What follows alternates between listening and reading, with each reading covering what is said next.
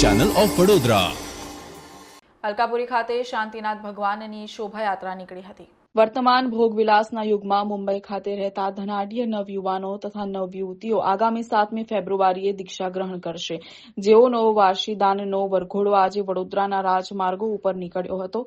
અલકાપુરી સંઘના અગ્રણી ધર્મેશ શાહે જણાવ્યું હતું કે આજે ગચ્છાધિપતિ આચાર્ય યુગભૂષણ સુરી મહારાજની નિશ્રામાં શાંતિનાથ ભગવાનનો સુંદર રથ પણ સંઘના શ્રાવકો દ્વારા પૂજાના વસ્ત્રોમાં ખેંચવામાં આવ્યો હતો। આ અંગે વધુ માહિતી આપતા જાણીતા જૈન અગ્રણી દીપક શાહે જણાવ્યું કે સંઘના અલ્પાબેન મિહિરભાઈ શાહની 64 પ્રહરી પૌષદ અને 28 તપના ઉપધાન તપના ઉજવણા માટે પણ આજે વિશાળ શોભાયાત્રા નીકળી હતી। અલકાપુરી જૈન સંઘના ટ્રસ્ટી પ્રશાંતભાઈ શાહે જણાવ્યું હતું કે આજે મુમુક્ષુ આર્યન ઝવેરી ઉંમર વર્ષ 24, વૃષ્ટિ 19 વર્ષ, ધ્રુતિ અનિલભાઈ ઉંમર વર્ષ 18 તથા યુતિ શાહ ઉંમર વર્ષ 16 પણ વરઘોડામાં જોડાઈ વર્ષીદાન ઉછાળ્યું હતું। તેઓની દીક્ષા ઘાટકો પર મુંબઈ ખાતે 7મી ફેબ્રુઆરીએ ગચ્છાધિપતિ આચાર્ય યુગભૂષણ સુરી મહારાજના હસ્તે દીક્ષા અંગીકાર કરાશે।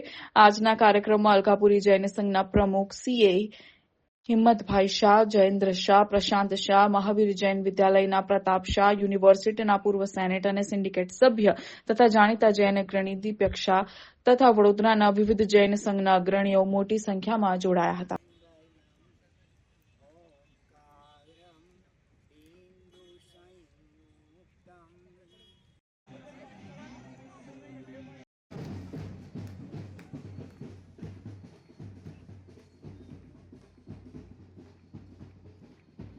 આજે શ્રી અલકાપુરી સંઘ મધ્યે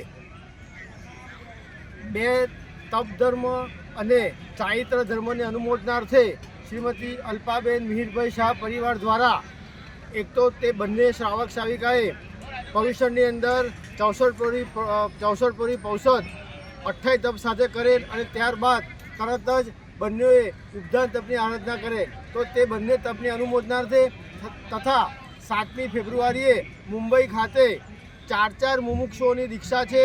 એમાં એક 24 વર્ષનો યુવાન શ્રાવક છે અને એક 19 વર્ષ, 18 વર્ષ અને 16 વર્ષથી 3 યુવાન શ્રાવિકાઓ છે। તેઓની દીક્ષા તેઓના ચારિત્ર લેવા જઈ રહ્યા છે, તેને અનુમોદનાર્થે આજે વર્ષીદાનનો વરઘોડો નીકળ્યો હતો અને વડોદરાના રાજમાર્ગો પર ફરી અને વર્ષીદાન કરેલ હતું અને ગઈકાલે રાત્રે તેઓના સન્માન સમારંભ યોજવામાં આવેલ હતો। રમેશભાઈ, આવતીકાલે શું કાર્યક્રમ છે? આવતીકાલે અકોટા સંઘના સભ્ય એવા શ્રી ગિરીશભાઈ બાબુભાઈ શાહની 2 પૌત્ર કે જેઓએ 2017માં દીક્ષા લીધેલ અને એમની પુત્રી કે જેને 1 મહિના પહેલાં અમદાવાદ ખાતે દીક્ષા લીધેલ, એ ત્રણેય વડોદરા ખાતે પહેલીવાર દીક્ષા બાદ પધારી રહ્યા છે। તો આવતીકાલે ગચ્છાધિપતિ યુગભૂષણ મહારાજ સાહેબ સાથે સકલ સંઘ શ્રી ગિરીશભાઈના ઘરે પગલાં કરશે। કેટલા વાગે? સવારે 7 વાગે અહીંયા ડીમાર્ટની બાજુમાં પ્રદર્શન ગ્રાઉન્ડ છે, ત્યાંથી નીકળી અને ગિરીશભાઈના ઘરે પધારશે। સકલસિંહ સંઘ ત્યાં આગળ પ્રાસંગિક પ્રવચન કરશે। પછી સકલસિંહ સંઘ અહીંયા આગળ ફરી મેદાન ખાતે પધારશે અને મેદાનમાં પ્રવચન અને ત્યારબાદ પધારેલા સર્વોની નૌકારસીનું આયોજન રાખવામાં આવેલ છે।